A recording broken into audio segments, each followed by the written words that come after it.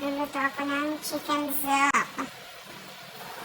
At ang chicken soup ay merong patata at carrots. Dahil sila ay pauwi na. Taran! Ayan na yung aking chicken. Ayan yung aking chicken na minekos-mekos ko na guys. Pero pauwi na sila at sila dito kumain. Nagluto ako ng chicken soup dahil galing sa isang swimming. So kailangan nila ng soup at maaga pa dito guys, mag-aalas 6 pa lang ng hapon pero napakaliwanag.